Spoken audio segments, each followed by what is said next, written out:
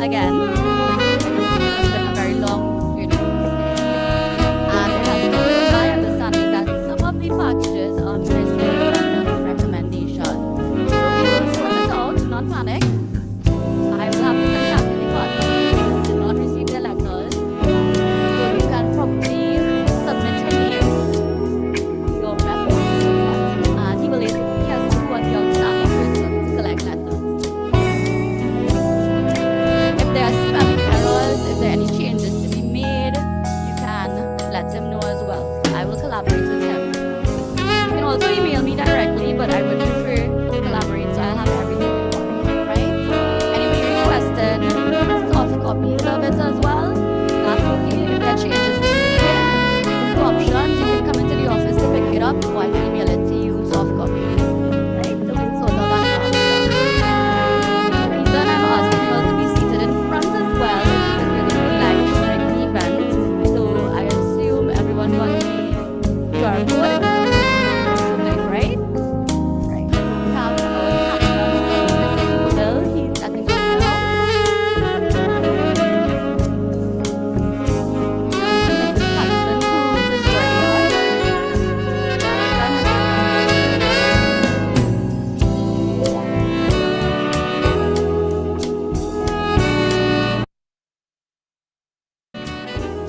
Today's proceedings would not be long. I have included a copy of the program for you guys. Your names are to the back, as well as a copy of the oath.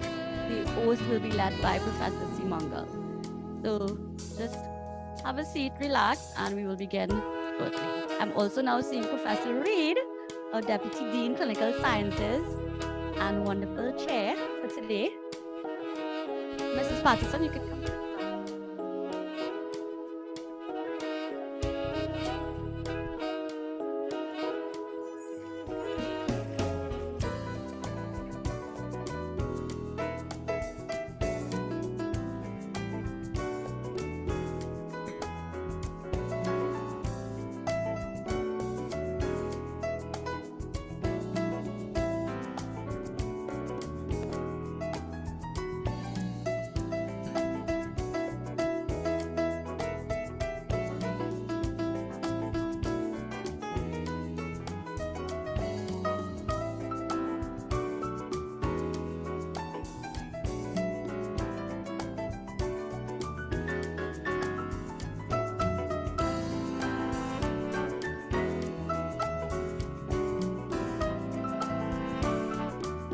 Check.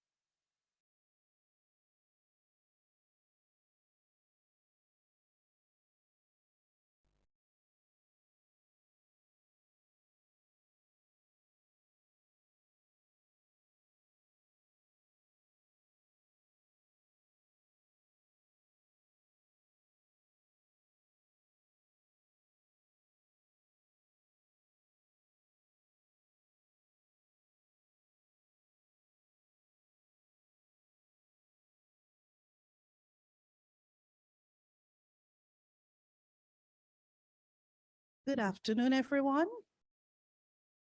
Let us all stand for the national anthem.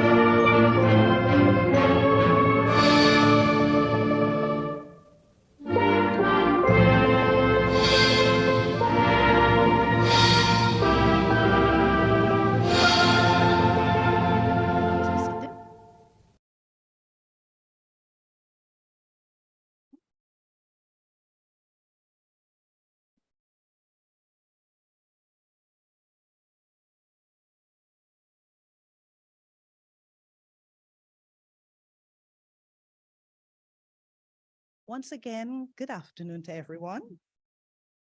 I address our specially invited persons who are here at this ceremony, Professors Terence Simongal and Harry Haran Sitaraman, the outgoing Dean and incoming Dean of the Faculty of Medical Sciences, Dr. Crystal Bernard, valedictorian of the class of 2022, Deputy Dean, incoming, Dr. Sherry Sandy, who is also the head of the Department of Clinical Medical Sciences. We have Associate Deans with us, Dr. Teola Noel, Associate Dean. We have Dr. Damian Bazdeo and Dr. Sudama of the Trinidad and Tobago Medical Association. We welcome them. Senior administrators, Dr. Vicklin Patterson. Oh, Vicklin, I'm foreseeing. Mrs. Vicklin Patterson Coombs, who all of you would be familiar with, I am sure, Mrs. Patterson Coombs. We have other faculty members, staff of the faculty, and we have, who's that I'm seeing in the back there from Medical Protection Society? We welcome you, sir.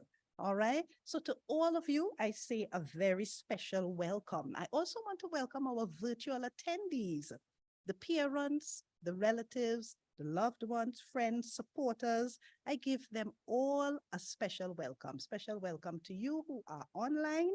It's an important ceremony for you too. For you would have been the source of support and nurturing as your loved ones went through the journey of the MBBS degree.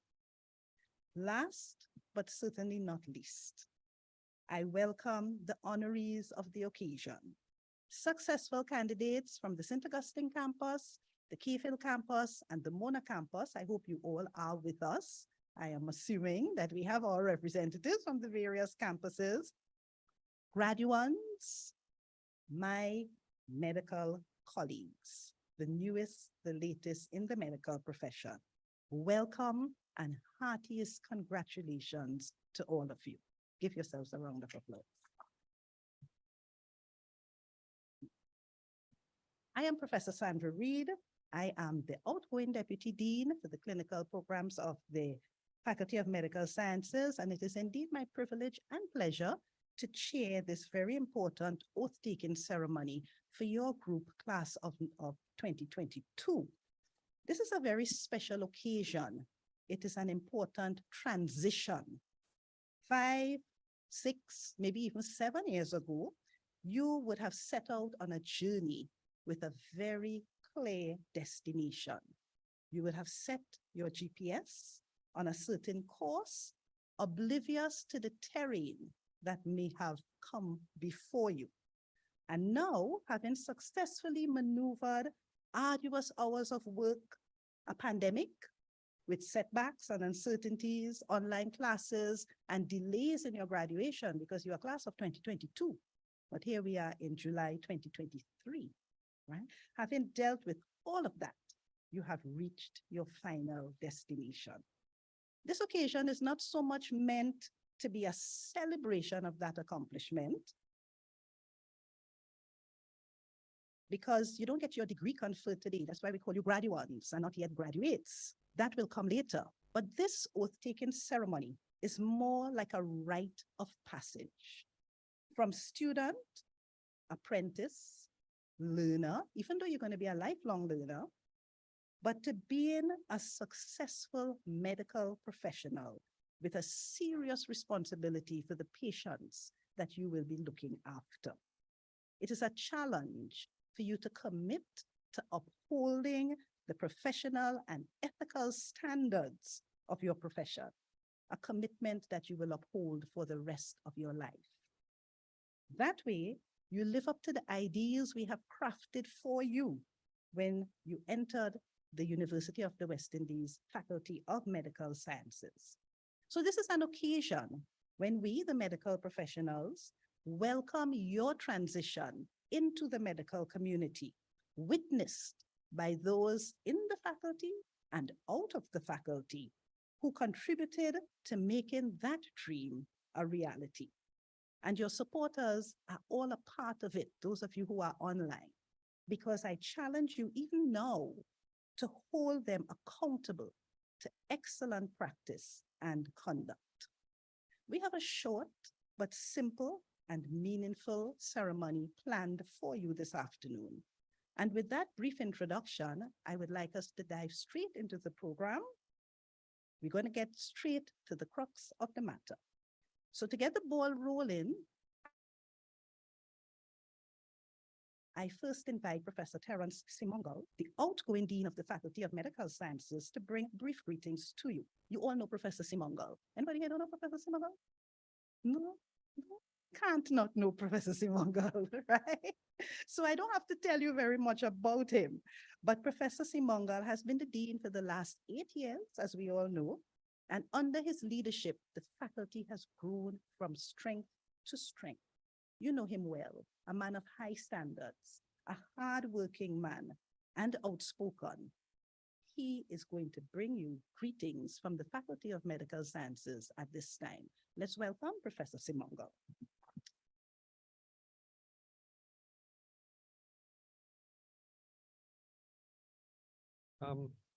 Good afternoon, everyone.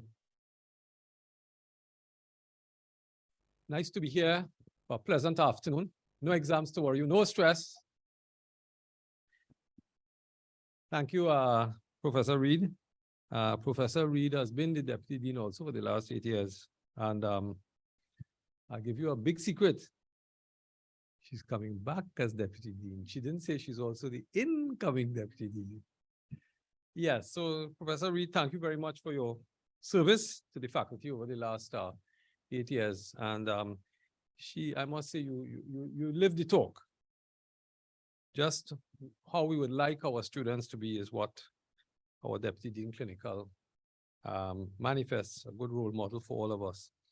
So we thank her for that. And of course, we have our Dean designate here, Professor Sitaraman, who will be our new Dean from the 1st of August. Let me be the first to declare my loyalty to our new Dean.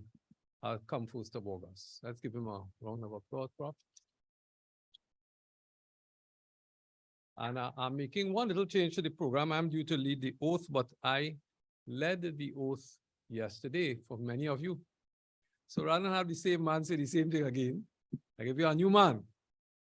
So Harry will lead the, and then after that, I've got to pop off to run a little errand.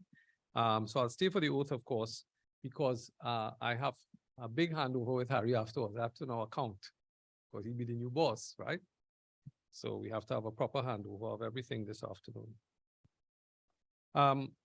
It is it is quite a feat to have finished 5 years of medical school training with us. We know that it is a very stressful program.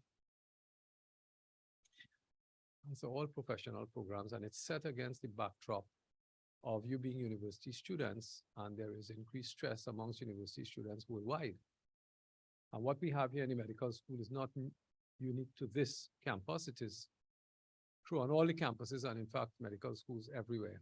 So much so that the accrediting body is very happy when medical schools give more support for counseling, which is what, as we have done here. So they were quite pleased with that when they came with the last accrediting visit.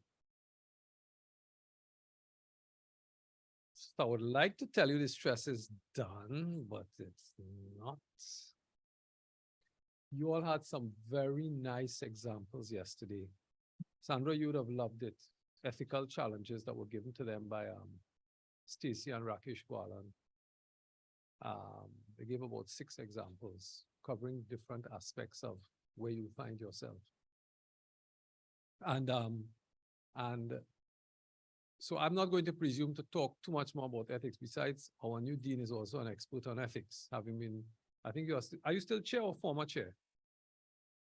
All right, of the Caribbean, at the Bioethics Society of the English-speaking Caribbean. Past president, as he said, and he invited me to 1 or 2 of the meetings that they had, which I found quite impressive. But so let me just say just a little bit about your adjustments now. So now you are no longer only doing what people, you're still doing a lot of what people say, right? I think we established that yesterday, for those of you who were there. But you also have to make a few decisions of your own.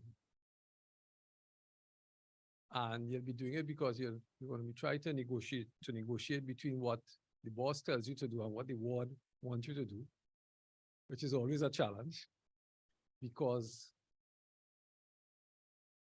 when the head honcho isn't there, all the little dustbin terriers and them start biting at your legs, carrying on, because the head honcho not there.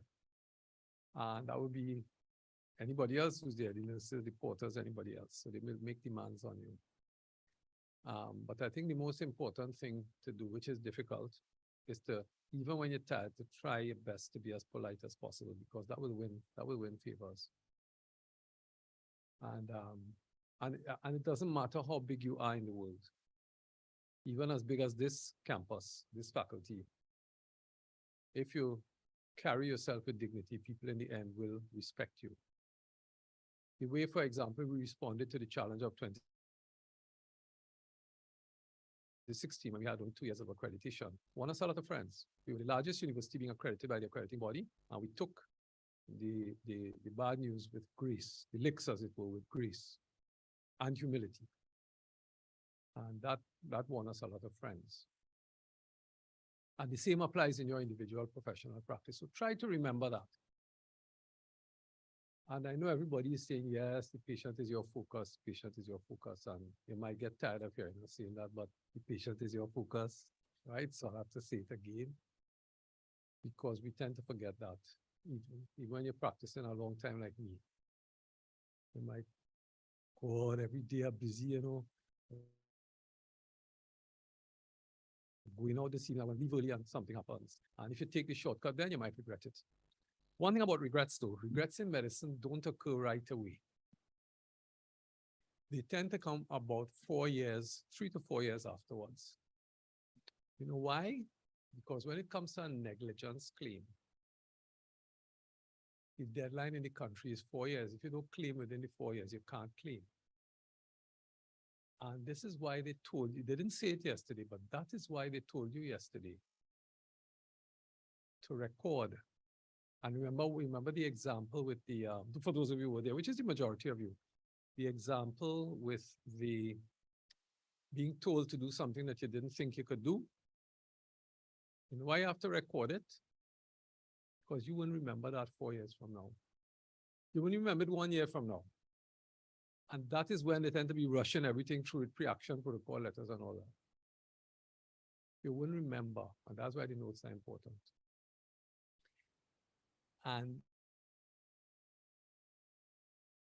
one more thing we didn't say yesterday was that, say, I can't remember, the example was the excision of someone's limb for good reasons.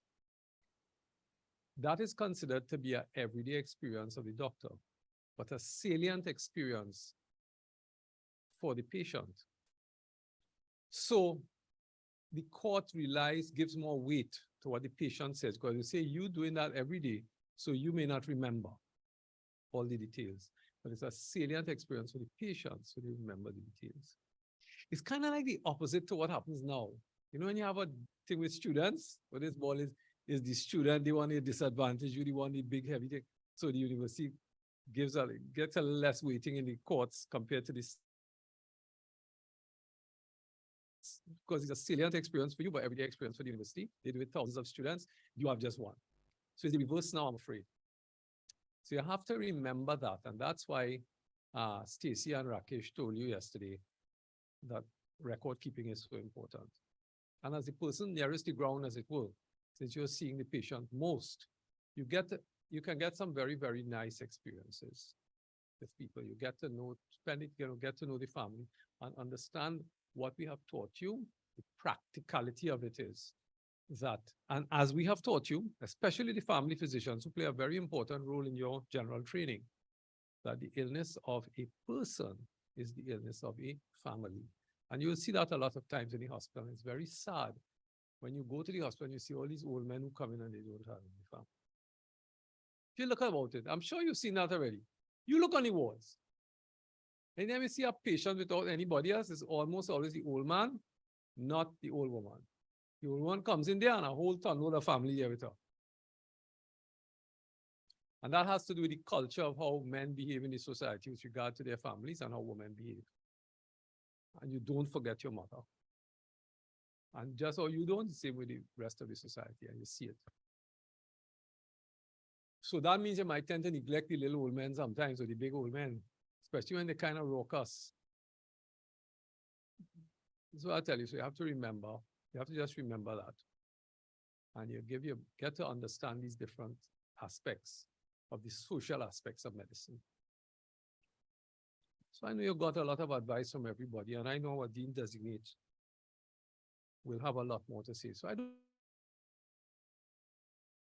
want to say too much. I just want to thank you for your sojourn with us. I'm very proud to have been present to see you people finish your 5 years of training. And I have every confidence, like several other classes before you, are going to be great doctors. And I wish you all the best for your future.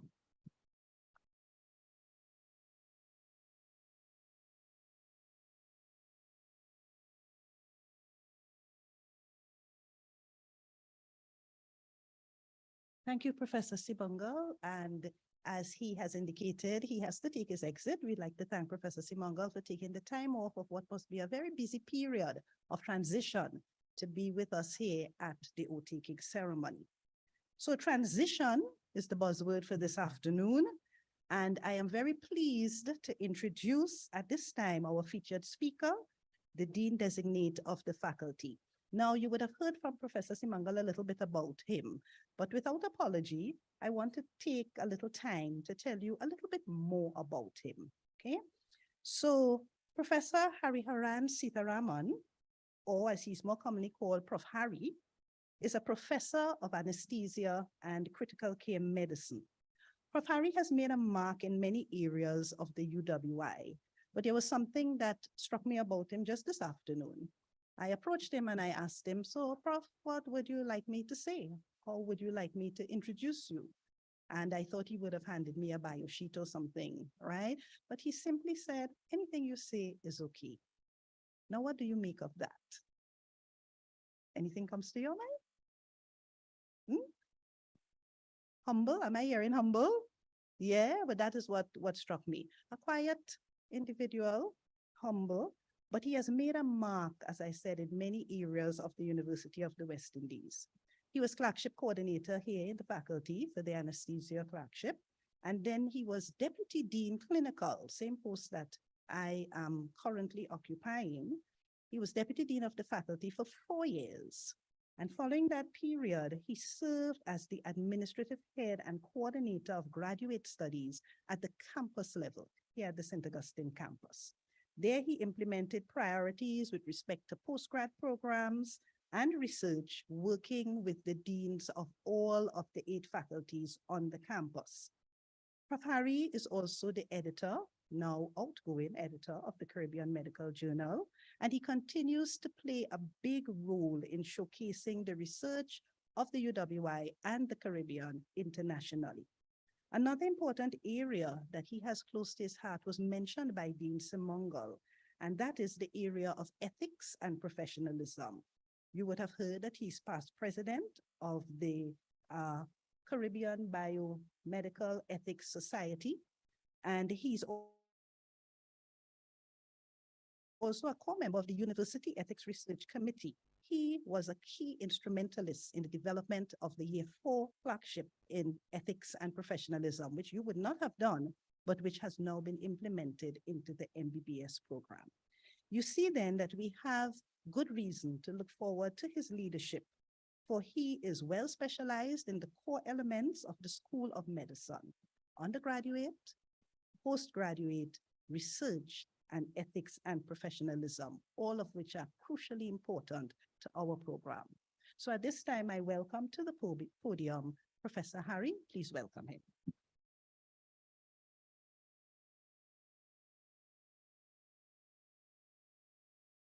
Good afternoon. Thank you, Professor Reed. I did not expect this introduction on this particular ceremony.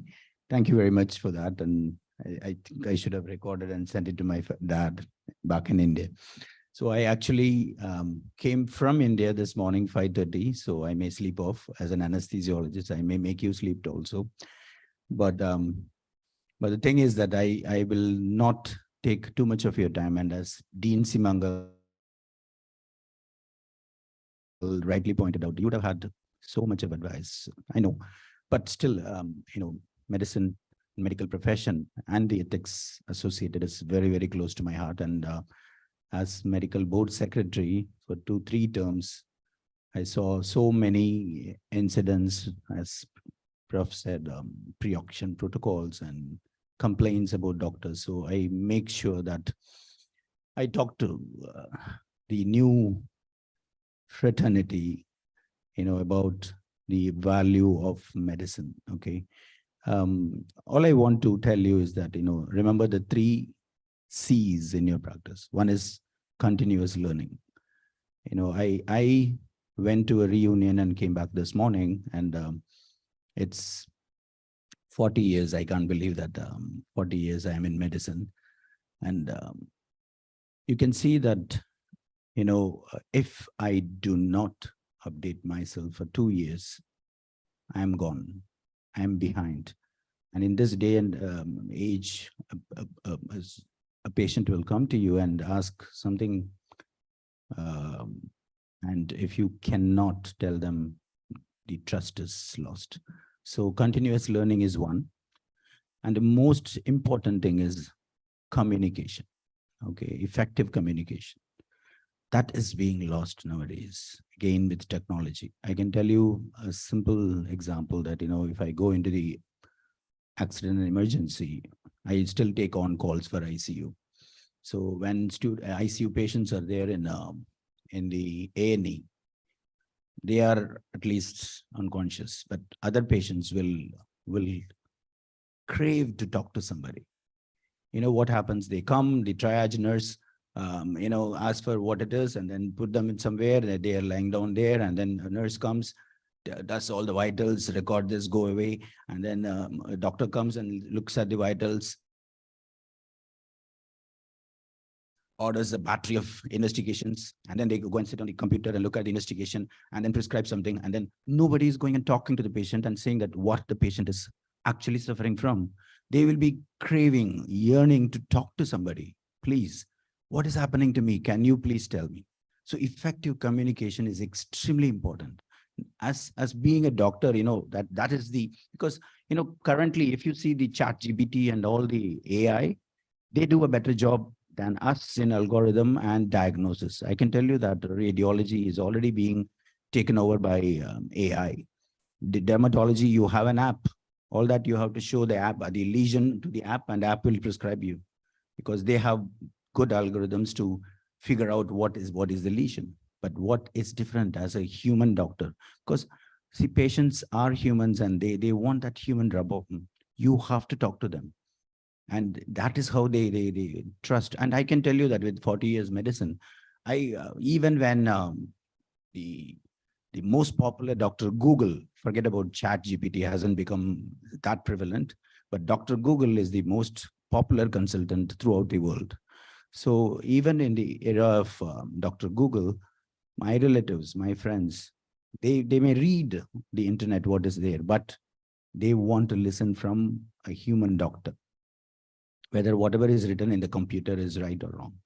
So that is what is effective communication. You need to communicate to patients. And I can tell you a simple thing. The MPS person is here. There was a case from South. The case included the defendants, or the complaint was against the consultant, the registrar, okay, and the intern, and they skipped the house officer. They did not include the house officer. You know why? The house officer was the one who went and talked to the patient and the family continuously. I'm not saying that you have to communicate to avoid lawsuit, okay?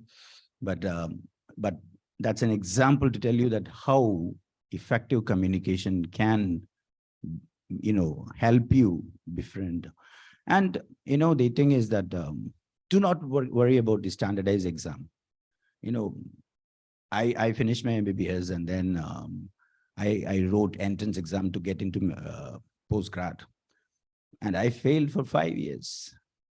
So, I mean, standardized exams have lots and lots of factors to get going in one shot. And I will tell you, I met 63 of my classmates, right, in this reunion. And the best practitioners they all did MBBS for 10 years. Seriously, I'm telling you, because that type of a practice tendency, a human, the trust earning tendency is different from what you regurgitate in an exam and to pass a standardized exam, right? So I'm not saying that, exams are completely waste of time, but even if you cannot get through, that's not the thing. You have to be very empathetic to patients. The whole, you are facing now the world, the society, the patients, the family. That is going to be the testing area for you, right? So that is where you have to pass. Exam, standardized exam, people can be programmed to pass, but this is the real situation where you have to pass.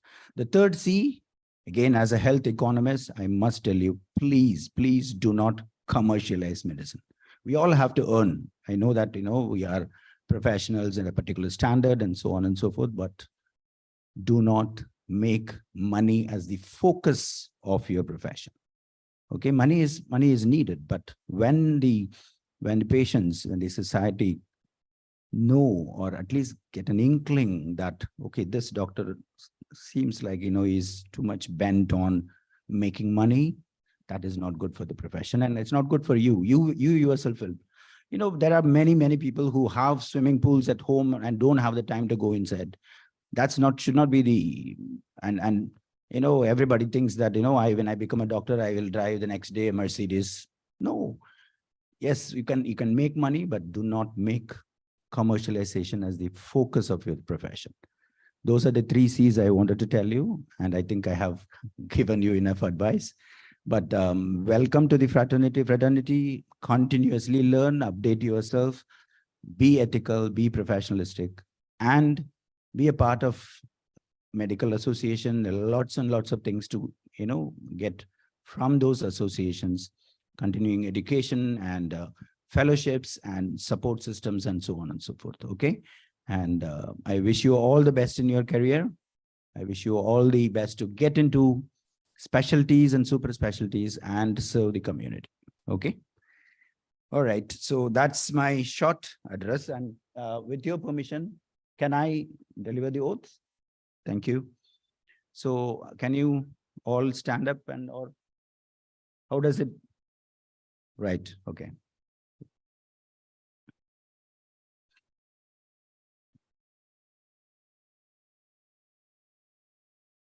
Is everybody ready? So I will read and you can follow me, please. I swear to fulfill to the best of my ability and judgment this covenant. I will respect the hard-won scientific gains of those physicians in whose steps I walk, and gladly share such knowledge as is mine with those who are to follow. I will apply for the benefit of the sick all measures that are required, avoiding those twin traps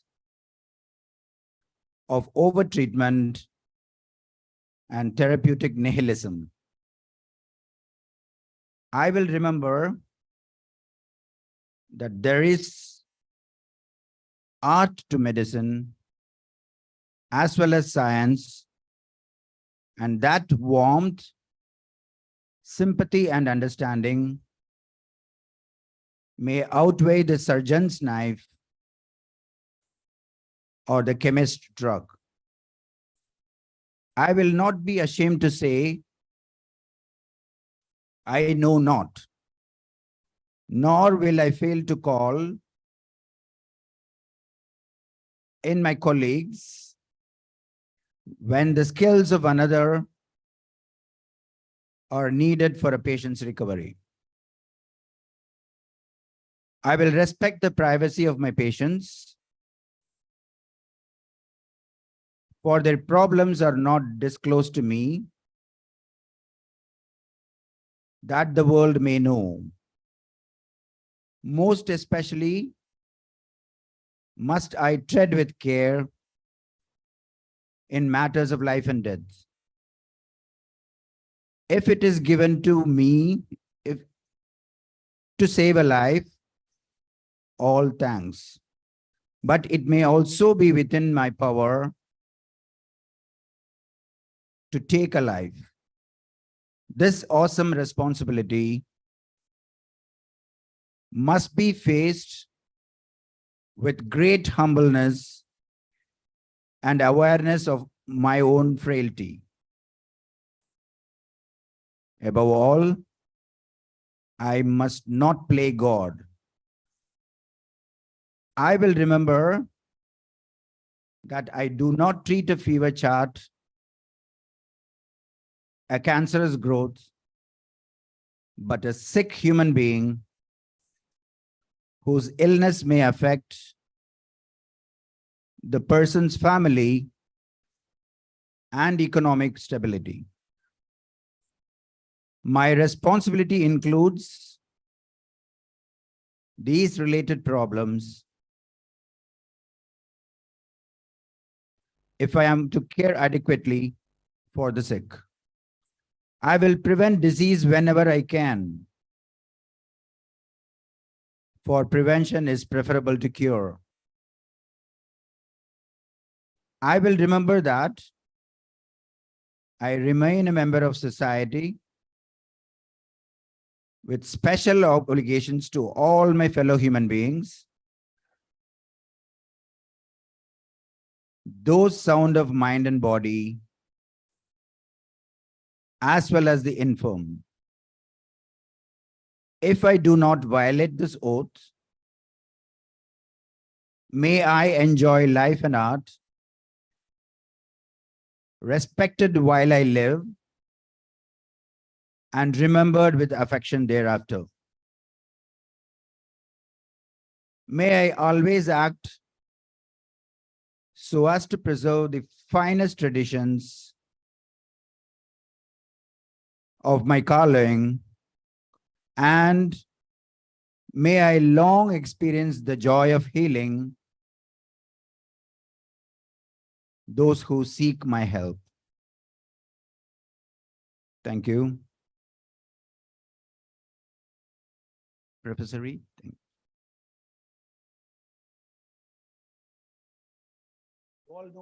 You all know the meaning of the twin traps of overtreatment and therapeutic nihilism. Yes. Overtreatment is what is commonly done.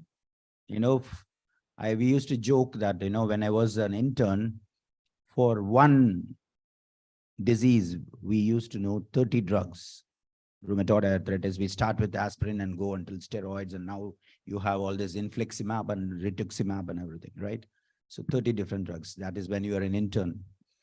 But when you 10 years, 20 years down the lane, remember one drug for 10 different diseases, right? So what happens in the common general practice and everything, for one simple ailment, they write a grocery list of medications. And who becomes billionaires? The pharmaceutical owners, right?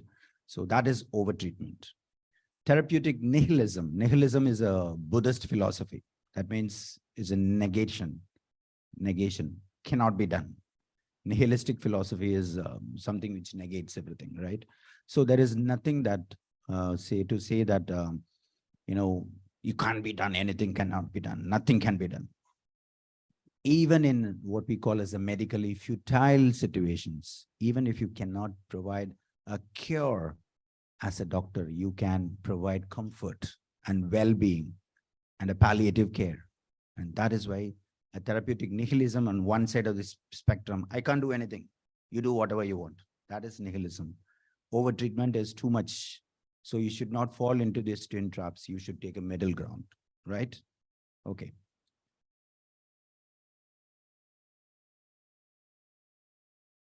We thank Professor Harry for that very concise but impactful presentation. And if I may just add one thing that he said, overtreatment.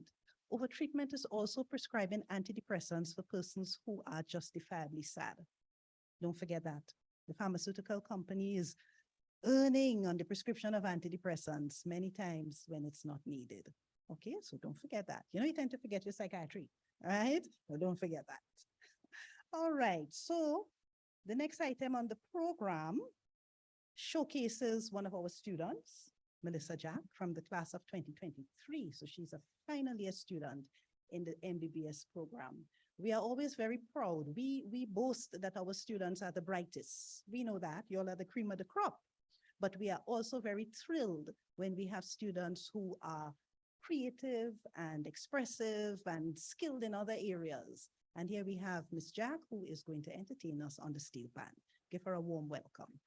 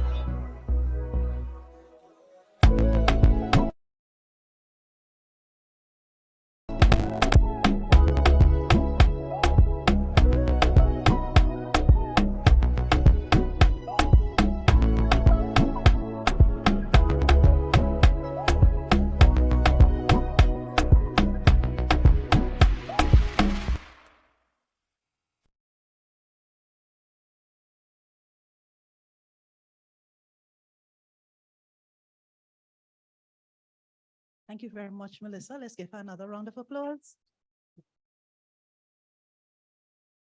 Okay, I think I saw somewhere there is a national steel pan. The UN announced a World Steel Pan Day or something like that. Yes, I think that as a nation, we've done very well. We have to be careful not to let anybody grab it from us, we Trinis are, but okay, very well done. Now, the next item on the program is one that I personally always look forward to hearing, and I know a lot of people feel that way.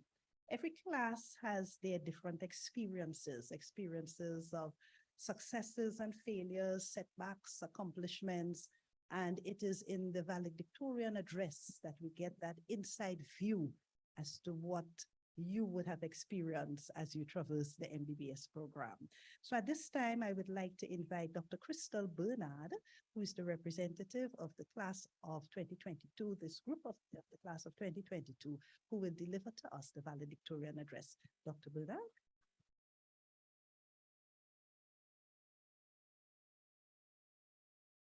So, current Dean, Professor Terence Mongol, incoming Dean, Professor Haran Sitaraman, Deputy Dean, Clinical Sciences, Professor Sandra Reed, all other specially invited guests, proud parents, and my federal fellow graduates, good afternoon. Today marks a momentous occasion in our lives as we gather here to bid farewell to the halls of our beloved medical school. Just like the toss in cricket determines which team bats or bowls first, deciding to pursue medicine was a crucial decision. As I stand here today, I feel like a batter who has hit a monstrous six in the final ball of a super over. Believe me, it was a close match, us against medicine. We came close to getting run out so many times, but we persevered and we made it to the end, victorious. It is an immense honor and privilege to stand before you as a valedictorian of our class, representing the collective achievements and aspirations of all my remarkable peers. As we reflect on the journey that brought us here, we cannot help but marvel at the countless challenges we overcame and the many sacrifices we made to reach this pinnacle of success. Medical school has been an arduous yet profoundly rewarding adventure. We have endured countless sleepless nights, pored over voluminous textbooks, and witnessed both triumph and tragedy within the walls of the hospital. Through it all, we have emerged as resilient, compassionate, and dedicated professionals, ready to embark on our respective paths as healers and caretakers of humanity. Our medical education has been a transformational experience. We have acquired not only the vast knowledge and skills necessary to diagnose and treat ailments, but also the invaluable ability to empathize with our patients, to listen to their fears and hopes, and to provide comfort in their moments of vulnerability. This unique combination of scientific expertise and empathy is what sets us apart as healthcare providers, and it will forever define our impact on the lives we touch. As we step out into the world beyond these walls, we must remember that our education does not end here. The practice of medicine is a lifelong journey and learning and growth. It is a commitment to staying up to date with advancements in science and technology, to embrace cultural diversity, and to adapt to the ever-evolving needs of our patients and communities. Let us never lose sight of the fact that every patient we encounter will teach us something new, and every challenge we face will present an opportunity for personal and professional development. As future doctors, we're used to answering tough questions like diagnosing a complicated medical disease. But to this day, the most challenging question remains, do you have any free time? In our pursuit to excellence, let us not forget the importance of self-care, such as taking the time to hike, experiencing natural beauties of our own country right here in Trinidad and Tobago. We must nurture our well-being, finding ways to recharge our minds and bodies. For only when we are at our best can we truly give our best to those in need. Remember that we are not just doctors, but we are also human beings as well. And acknowledging our own limitations is as essential as acknowledging our potential to making a difference. As we leave this institution, let us carry to us the spirit of camaraderie and collaboration that has defined our medical school experience. I think we all will remember from studying for exams how everybody will be sharing resources and supporting each other to get through and to be here today. Our strength lies in unity, and together we can effect positive change in the world of medicine and beyond. Let's support one another, celebrating each other's triumphs and providing solace during moments of defeat.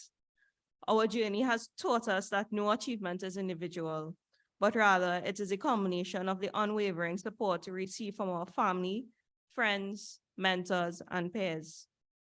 Lastly, let gratitude be the guiding light of our future endeavors. Let us be thankful for the opportunities bestowed upon us, for the patients who trust us with their lives, and for the privilege of making an impact on the well-being of others. Gratitude will keep us grounded and remind us of the responsibility that we carry as stewards of health and hope. Today, we stand on the precipice of a new beginning, ready to venture into the vast expanse of the medical world, armed with knowledge, compassion, and a sense of purpose. Congratulations to the class of 2022.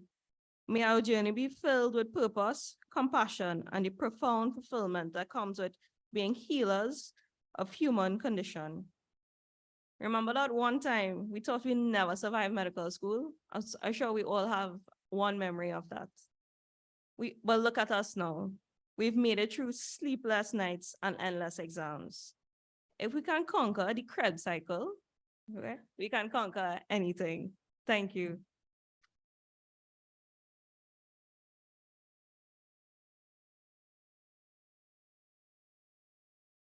Thank you, Dr. Bernard. Very well said. And I was very pleased to hear her mention gratitude. Scientific studies are now showing how important the expression of gratitude is because it actually protects against depression. No antidepressants. You see? So I want to remind you, and I certainly support 100% what she has said about the expression of gratitude. And at this point in our program, as we wind down, it is the time to say thanks. You young doctors would have never made it without the support of those persons watching online.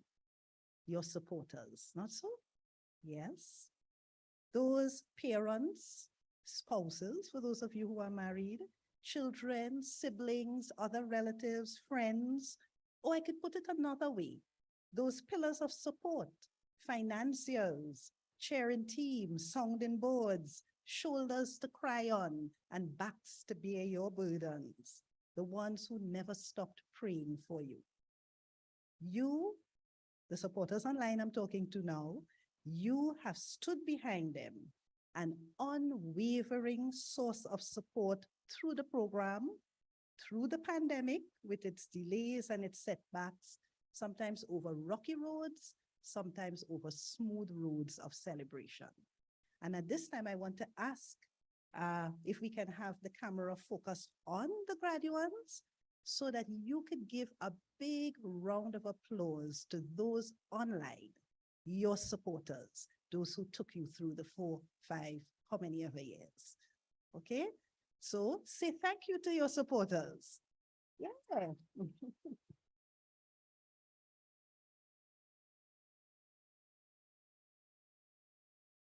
Excellent. And as we continue to say thanks, I would like to say thanks to those who participated in this afternoon's program. So Professor Hariharan Sitaraman and Professor Terence Simangal, Dr. Crystal Bernard and Ms. Melissa Jack. All of those who joined online, I want to thank you for joining us.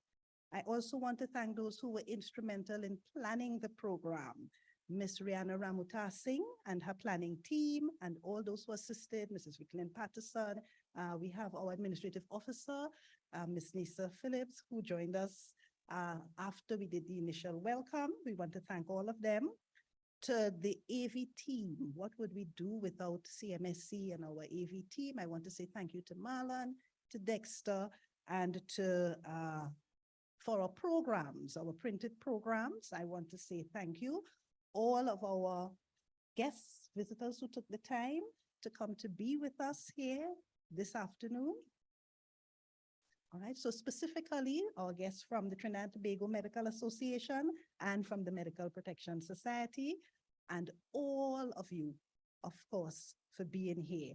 It is always a sense of accomplishment to us when we see you, graduates, medical doctors, to show that the work that we invest in the faculty certainly produces good fruit.